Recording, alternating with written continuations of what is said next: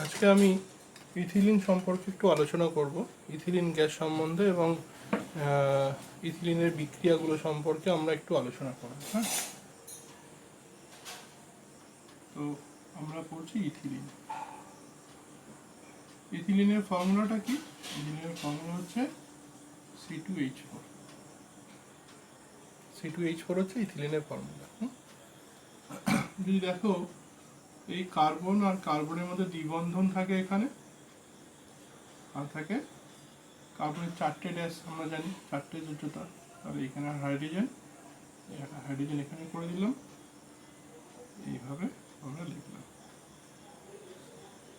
C2H4। এটাকে আমরা এইভাবেও লিখতে পারি, H দুটো আছে এদিকে, তাহলে H2, C আছে, C লিখলাম, ডাবল বন্ড দিলাম, এখানে আবার C আছে, C লিখলাম, H দুটো আছে, H দুটো লিখলাম, অর্থাৎ CH2 CH2।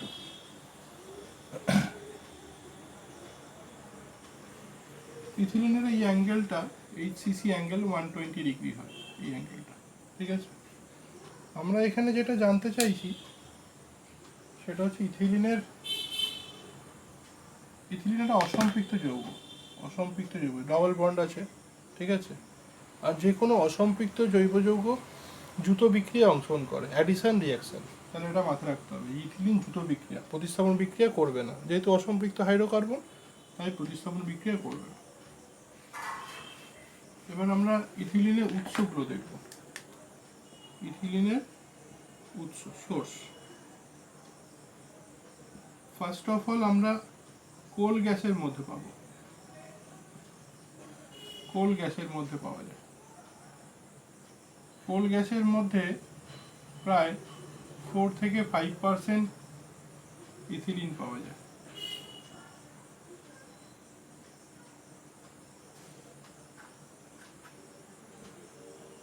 সেকেন্ড পয়েন্টটা হচ্ছে পেট্রোলিয়ামের খনি। পেট্রোলিয়ামের খনির মধ্যে যে প্রাকৃতিক গ্যাস থাকে, পেট্রোলিয়ামের খনিতে, তাহলে পেট্রোলিয়াম খনিতে যে প্রাকৃতিক গ্যাস থাকে, ওই প্রাকৃতিক গ্যাস মানে ন্যাচারাল গ্যাস, সেই প্রাকৃতিক গ্যাসের মধ্যেও ইথিলিন গ্যাস থাকে। তো এইগুলো হচ্ছে আমাদের উৎস। এরপরে আমরা বার করব ব্যবহার। এবার আমরা বলবো ব্যবহারটা কি। তাহলে দেখা যাক ব্যবহার।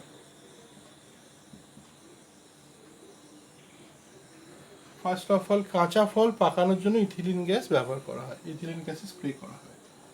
তাহলে এটা কি? কাঁচা ফল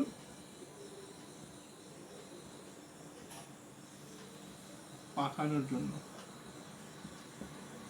2 নম্বর হচ্ছে আমাদের আধুনিক জীবন পলিথিন ছাড়া চলেই না, আমরা দেখি। তো পলিথিন প্রস্তুত করতে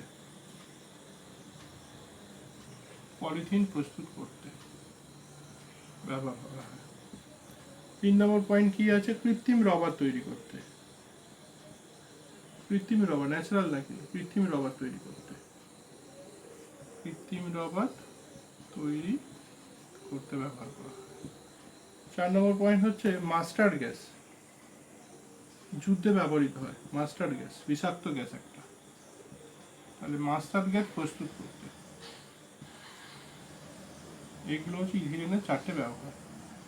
কাঁচা ফল পাকানোর জন্য, অর্থাৎ ফলটা এখন কাঁচা আছে, ইথিলিন স্প্রে করে দিলে ফল পাকা হয়ে যাবে। পলিথিন তৈরি করতে, প্লাস্টিক আমরা যেটা দেখি, প্লাস্টিক মানে পলিথিন, সেই পলিথিন তৈরি করতে ব্যবহার করে। কৃত্রিম রবার তৈরি করতে, এবং মাস্টার্ড গ্যাস, যুদ্ধে ব্যবহৃত বিষাক্ত মাস্টার্ড গ্যাস, সেটা তৈরি করতে ব্যবহার করা হয়। ঠিক আছে, এই গেল আমাদের ইথিলিনের উৎস এবং এর ব্যবহার। এবার আমরা পড়বো ইথিলিনের রাসায়নিক বিক্রিয়া, খুব ইম্পর্টেন্ট বিক্রিয়া। ইথিলিনকে আমরা একটু আগে দেখলাম, ইথিলিন হচ্ছে H2C ডাবল বন্ড CH2, এটা হচ্ছে ইথিলিনের ফর্মুলা। সম্পৃক্ত দ্বিবন্ধন আছে এখানে, এই সম্পৃক্ত বলছি, সমযোজী দ্বিবন্ধন আছে। যেহেতু এই যে দ্বিবন্ধন আছে, এই দ্বিবন্ধন থাকার জন্য কি বিক্রিয়া অংশগ্রহণ করবে? একটু আগেই বললাম আমি, সেটা হচ্ছে কি, দ্রুত বিক্রিয়া অংশগ্রহণ করবে। তাই এ দ্রুত বিক্রিয়ায় অংশ গ্রহণ করে।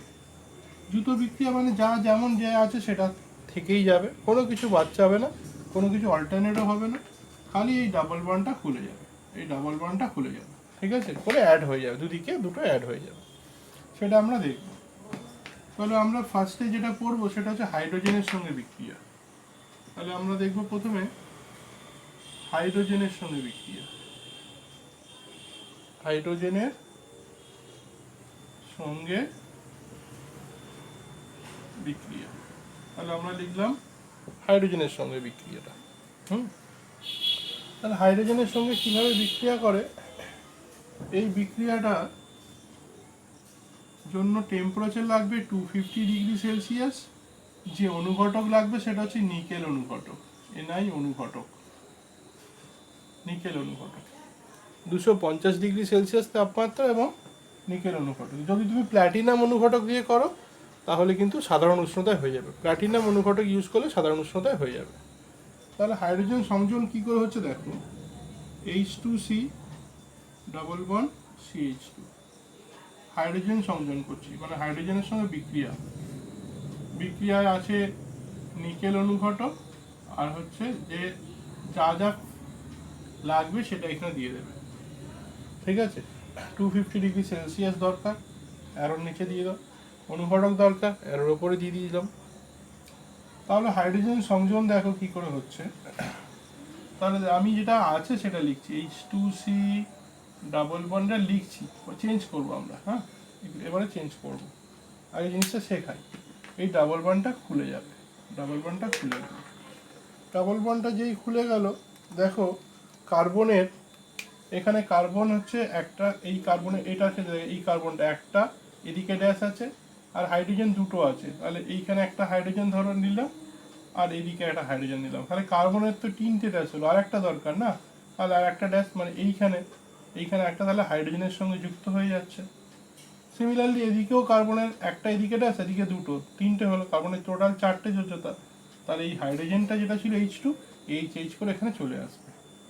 তাহলে দেখো কার্বন আর হাইড্রোজেন দুটো আর এখানে একটা, 3টে, তাহলে আমরা একেবারে লিখে দিই, আর এইভাবে না লিখে আমরা এটাকে লিখে দিই H3, এটাকে আমরা লিখে দিই H3। সিমিলারলি এটাকেও আমরা লিখে দিই H3, তাহলে এটা সিঙ্গেল বন্ড হয়ে গেছে, মানে সম্পৃক্ত হাইড্রোকার্বন হয়ে গেছে। তাহলে এখানে কার্বন হচ্ছে দুটো আর হাইড্রোজেন হচ্ছে 6টা টোটাল, এটাকে বলবো আমরা কি, দুটো কার্বন মানে ইথেন, সম্পৃক্ত হাইড্রোকার্বন, একটা কার্বন মানে মিথেন, দুটো হাইড্রোকার্বন থাকলে ইথেন, তাহলে এটা ইথেন। তাহলে এইভাবে আমরা কি পেলাম, ইথিলিন থেকে ইথেন পেয়ে গেলাম, খুব ইম্পর্টেন্ট বিক্রিয়া।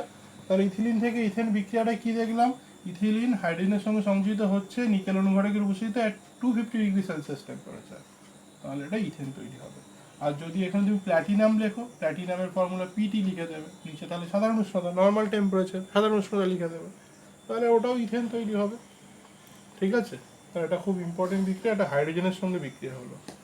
এরপরে আমরা আর একটা ইম্পর্টেন্ট বিক্রিয়ার দিকে যাচ্ছি, ঠিক আছে, আর একটা ইম্পর্টেন্ট বিক্রিয়ার দিকে যাবো, এটা হচ্ছে ব্রোমিনের সঙ্গে বিক্রিয়া দেখবো, খুব ইম্পর্টেন্ট। তাহলে আমরা 2 নম্বর বিক্রিয়া দেখছি, ব্রোমিনের সঙ্গে বিক্রিয়া। ব্রোমিনের সঙ্গে বিক্রিয়া, প্রথমে আমরা কি করব, ব্রোমিনকে ক্লোরোফর্ম বা কার্বন টেট্রাক্লোরাইডে দ্রবীভূত করে নেব, ব্রোমিনকে ক্লোরোফর্ম বা কার্বন টেট্রাক্লোরাইডে দ্রবীভূত করে নেব, করে নিয়ে তার মধ্যে দিয়ে সেই লাল বর্ণের দ্রবণের মধ্যে দিয়ে আমি চালনা করব ইথিলিন গ্যাস। তাহলে ব্রোমিনকে আমি দ্রবীভূত করেছি, দেখো ব্রোমিন Br2, এটাকে দ্রবীভূত করেছি কার্বন টেট্রাক্লোরাইড বা ক্লোরোফর্ম CaCl4, কার্বন টেট্রাক্লোরাইড দ্রবণ, এটা দ্রবীভূত করে দিয়েছি। আর তার উপর দিয়ে কী চালনা করছি, ইথিলিন গ্যাস, ইথিলিন মানে কি H2C double bond CH2, ethylene pass করাচ্ছি ওখানে তার মধ্যে দিয়ে। তাহলে সেই আগের মতোই রিয়াকশনটা করবো, দেখো একদম পুরো ইজি। আমি আগে এটা লিখছি, C ছিল, এখানে H2 ছিল, এদিকে H2 ছিল, এটা দ্রুত বিক্রিয়া হবে আগের মতো, অ্যাডিশন রিয়াকশন, ডাবল বন্ডটা খুলে যাবে, ডাবল বন্ডটা খুললে কি সিঙ্গেল বন্ড থাকে, সিঙ্গেল বন্ড, তাহলে কার্বনের এখানে একটা ড্যাশ হয়ে যাবে, এখানে একটা ড্যাশ হয়ে যাবে, এখানে খালি ব্রোমিনগুলো লিখে দাও, এদিকে একটা Br লিখে দাও, এদিকে একটা Br লিখে দাও, বেশ সিম্পল এই জিনিসটা। এটাকে তুমি অন্যভাবেও লিখতে পারো, এটাকে এইভাবেও লিখতে পারো। তাহলে এটাকে আমার নাম দিতে হবে, ইউপ্যাক নেম। এটা 1 দিলাম, কার্বনের অ্যাটমের নাম দিচ্ছি, হ্যাঁ এটা 1 এটা 2। তাহলে 1এও ব্রোমিন লেগে আছে, ফার্স্ট কার্বন অ্যাটমটাও ব্রোমিন লেগে আছে, 2তেও ব্রোমিন লেখা আছে। ইউপ্যাক নেমটা তাহলে হবে 1,2, একটা ছোট হাইফেন, দুটো ব্রোমিন আছে মানে ডাইব্রোমো, তাহলে এটা হচ্ছে ডাইব্রোমো, 1,2 ডাইব্রোমো। দুটো কার্বন অ্যাটম সিঙ্গেল বন্ড আছে মানে ইথেন, তাহলে এটা হচ্ছে 1,2 ডাইব্রোমো ইথেন, 1,2 ডাইব্রোমো ইথেন। একটা ফার্স্টে কার্বন অ্যাটমটার নাম্বার দিয়েছে 1, সেকেন্ড কার্বন অ্যাটমটা 2, এখানে যেটা আছে 1তেও ব্রোমিন আছে 2তেও ব্রোমিন আছে, তাহলে 1,2 লিখতে হবে, দুটোতেই ব্রোমিন আছে বলে। দুটো ব্রোমিন মানে ডাই ব্রোমিন আছে তো ব্রোমো।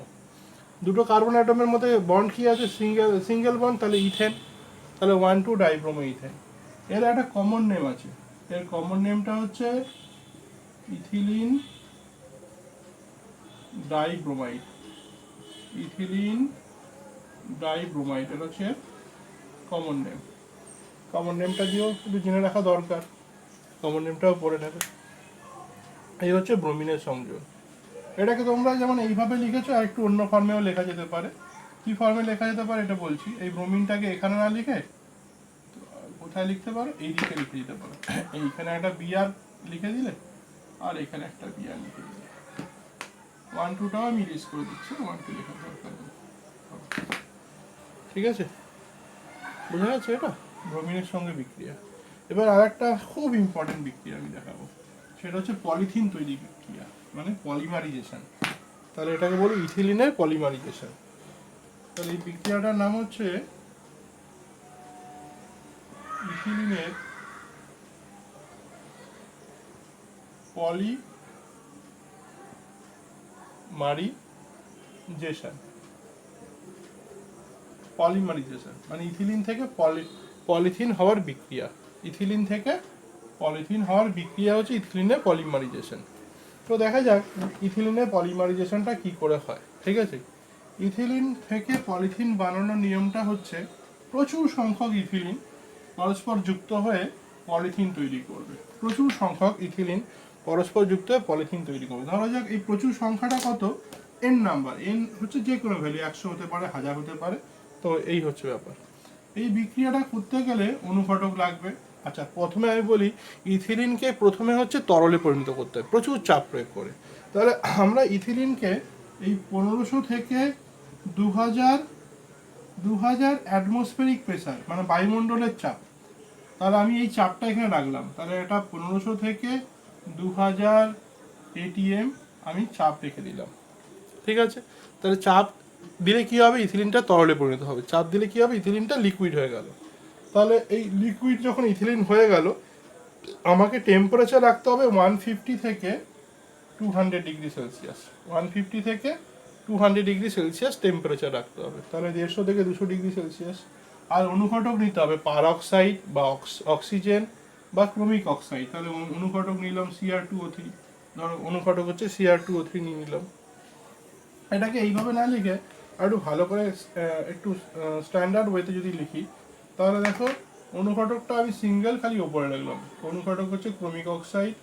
ঠিক আছে, আচ্ছা প্রেশারটা হচ্ছে 1500 থেকে 2000 ATM, এটা হচ্ছে প্রেশার। আর টেম্পারেচার হচ্ছে 150 ডিগ্রি সেলসিয়াস থেকে 200 ডিগ্রি সেলসিয়াস হচ্ছে টেম্পারেচার। তাহলে কি হবে, এই ইথিলিন অণুগুলো পরস্পরের সঙ্গে যুক্ত হয়ে তৈরি করবে পলিথিন। কিভাবে হয় সেটা দেখাচ্ছি। পলিথিনটা কি করে, এই দেখো H2C, এইটা আমি লিখলাম H2C ডাবল বন্ড CH, এরকম প্রচুর আছে। হ্যাঁ, এইখানে ডাবল বন্ডটা খুলে যাবে, সিঙ্গেল বন্ড। ঠিক আছে, সিঙ্গেল বন্ড যখন খুলে যাবে, কার্বনের একটা করে ড্যাশ থাকবে, এদিকে একটা ড্যাশ দিচ্ছি, এদিকে একটা ড্যাশ দিচ্ছি। এটাকে আমি H2C না লিখে কি লিখছি, CH2 লিখছি। হ্যাঁ, এটা একটা মলিকুল থেকে পেলাম, এরকম অসংখ্য মলিকুল পরপর যুক্ত হয়ে যাবে, CH2 CH2 CH2 CH2, এইভাবে পরপর যুক্ত হয়ে যাবে। এটা লং চেন একটা তৈরি হবে, এটা সাদা রঙের একটা লং একটা যে বস্তুটা তৈরি হচ্ছে পলিমার, একটা লম্বা চেন তৈরি করলো। আমরা তাই কি করব, এতগুলো দেবো না, একটা মলিকুল লিখবো, এর নিচে আমি এটা এন মলিকুল ছিল, এখানে নিচে এন লিখে দেবো, মানে এরকম কিন্তু কন্টিনিউ হয়ে যাচ্ছে এন টাইমস, তাহলে এটা তৈরি হচ্ছে। তাহলে আমরা এটাকেই বলবো পলিথিন। পলিথিনের ফর্মুলা তাহলে কী হলো, ড্যাশ CH2, এখানেও ড্যাশ CH2, এইভাবে চলতেই থাকছে, হ্যাঁ, আপ টু এন। এখানে এটা একটা মলিকুল, এখানে ছিল এনটা মলিকুল ইথিলিন, থেকে একটা, আর এটার নাম হচ্ছে পলি ইথিলিন। এটাকে লিখতে পারো পলি ইথিলিন বা পলিথিন। যেটা আমরা প্লাস্টিকের যে জিনিসপত্র, চেয়ার টেবিল থেকে শুরু করে যে যাবতীয় খেলনা টেলনা যে কোনো জিনিস আমরা সেই দেখি, সেগুলো হচ্ছে এইটা, ইথিলিন থেকে পলিথিন। ইভেন আমার এই যে পেনটা দেখছো, এই বডিটা প্লাস্টিক মানে পলিথিন থেকে তৈরি, ইথিলিন থেকে তৈরি হয়েছে। ঠিক আছে, এটাই এই প্রসেসটাই, যে বিক্রিয়াটা, এটাকেই বলছি পলিমারাইজেশন। এটা ইথিলিনের পলিমারাইজেশন। ঠিক আছে, তাহলে ইথিলিনের পলিমারের নাম কি, পলিথিন। ইথিলিনের পলিমার হচ্ছে পলিথিন। আর পলিথিনের ইথিলিন হচ্ছে একটা ইউনিটগুলো যুক্ত হয়ে হয়ে হয়ে পলিথিন তৈরি করলো। এই ছোট ইউনিট হচ্ছে ইথিলিন, এই ইউনিটটাকে বলবো আমরা ইথিলিন, সেটাকে বলবো আমরা মোনোমার। তাহলে মোনোমার হচ্ছে ইথিলিন আর পলিমার হচ্ছে পলিথিন। এইভাবে ইথিলিন থেকে পলিথিন তৈরি হয়। তা আজকে আমি এই ক্লাসে আমরা ইথিলিনের কী কী পড়লাম, উৎস আমরা পড়লাম, কোথায় কোথায় পাওয়া যায়, ব্যবহারটা কি সেটা আমরা দেখলাম, আর দেখলাম ইথিলিনের বিক্রিয়াগুলো দেখলাম, অর্থাৎ ইথিলিন কীভাবে বিক্রিয়াগুলো করছে, হাইড্রোজেনের সঙ্গে বিক্রিয়া, ব্রোমিনের সঙ্গে বিক্রিয়া এবং ইথিলিনের পলিমারাইজেশন। ঠিক আছে, এটা তোমরা একটু ভালো করে প্র্যাকটিস করে বইটা একটু ভালো করে পড়বে। ঠিক আছে, তাহলে দেখবে একদম ইজি ব্যাপার। ওকে, থ্যাংক ইউ।